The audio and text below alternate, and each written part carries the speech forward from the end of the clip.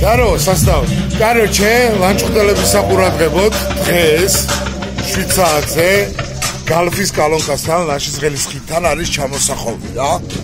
გელოდებით ყველას იხსნება ესეთი ბარი, ესეთი სიტუაცია არის. კარგი მუსიკა, ეზოში, წყნარად, მშვიდად, კოლგების ქვეშ.